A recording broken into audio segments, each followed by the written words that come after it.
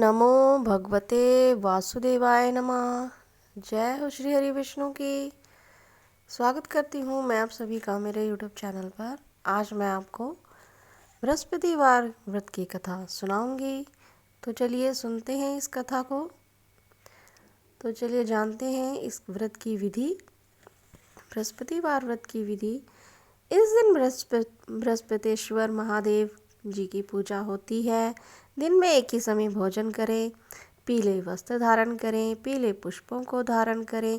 भोजन भी चने की दाल का होना चाहिए, नमक नहीं खाना चाहिए। पीले रंग का फूल, चने की दाल, पीले कपड़े तथा पीले चंदन से पूजा करनी चाहिए। पूजा के पश्चात कथा सुननी चाहिए। इस व्रत के करने से बृहस्पति जी अति प्रसन्न होते हैं तथा धन और विद्या का लाभ होता है। स्त्रियों के लिए यह व्रत अति आवश्यक है। इस व्रत में केले का पूजन भी होता है। तो चलिए सुनते हैं इस व्रत की कथा। किसी गांव में एक साहूकार रहता था, जिसके घर में अन्न, वस्त्र और धन किसी की कोई कमी नहीं थी। परंतु उसकी स्त्री बहुत ही कृपण थी, किसी भिक्षार्थी को कुछ नहीं देती, सारे दिन घर के कामकाज में लगी रहती। एक समय साधु महात्मा बृहस्पतिवार के दिन उसके द्वार पर आए और भिक्षा की याचना की। स्त्री उस समय घर के आंगन को लीप रही थी। इस कारण साधु महाराज से कहने लगी कि महाराज, इस समय तो मैं घर लीप रही हूँ, आपको कुछ नहीं दे सकती। किसी अवकाश के समय आना। साधु महात्मा खाली हाथ चले गए। कुछ दिन के पश्चात वही साधु महाराज आए, उसी तरह भिक्षा मांगी। साहूकार ने उस समय लड़के को खिला रही थी। कहने लगी, महाराज मैं क्या करूं, अवकाश नहीं है, इसलिए आपको भिक्षा नहीं दे सकती।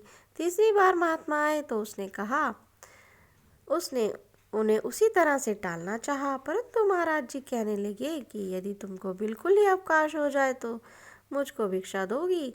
साहूकार ने कहने लगे कि हाँ महाराज, यदि ऐसा हो जाए तो आपकी बड़ी कृपा होगी।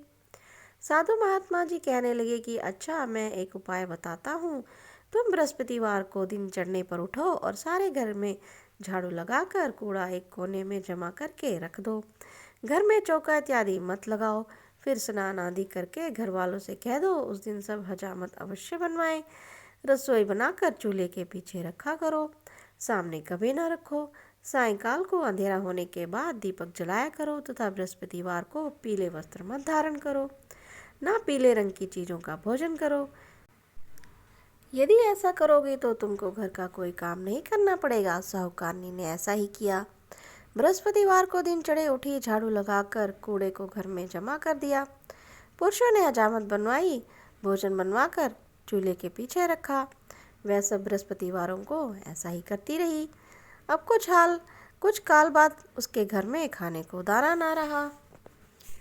थोड़े दिनों में महात्मा फिर आए और फिर भिक्षा मांगी, परंतु सेठानी ने कहा, महाराज मेरे घर में खाने को अन्न नहीं है, आपको क्या दे सकती हूँ। तब महात्मा ने कहा कि जब जब तुम्हारे घर में सब कुछ था तब भी तुम कुछ नहीं देती थी, अब पूरा पूरा अवकाश है तब भी तुम कुछ नहीं देती हो।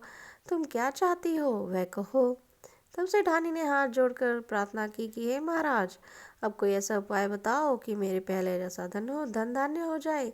अब मैं प्रतिज्ञा करती हूँ कि अवश्य मैं जैसा आप कहेंगे वैसा ही करूँगी। तब महात्मा जी ने कहा, बृहस्पतिवार को प्रातःकाल उठकर स्नान आदि से निवृत्त होकर घर को गौ से लीपो तथा घर के पुरुषों हजामत ना बनवाएं। भूखों को अन्न जल देती रहा करो। ठीक सायंकाल दीपक जलाओ। यदि तुम ऐसा करोगी तो तुम्हारी सभी मनोकामनाएं भगवान बृहस्पति जी की कृपा से पूर्ण होंगी। सेठानी ने ऐसा ही किया और उसके घर में धन धान्य वैसा ही हो गया जैसा पहले था। इस प्रकार भगवान बृहस्पति जी की कृपा से अनेक प्रकार के सुख भोग कर दीर्घ काल तक वह जीवित रही। तो बोलिए श्री हरि विष्णु की जय हो। तो ये थी बृहस्पतिवार व्रत की कथा। इस कथा को सुनने से जीवन में गुरु बृहस्पति देव की कृपा प्राप्त होती है और सभी सुखों की प्राप्ति होती है। तो ये थी आज की कथा। अगर आपको मेरी कथा कहानी अच्छी लगती है तो प्लीज़ आप मेरे चैनल को लाइक, शेयर और सब्सक्राइब ज़रूर करें और कमेंट में जय श्री हरि विष्णु अवश्य ही लिखें। धन्यवाद।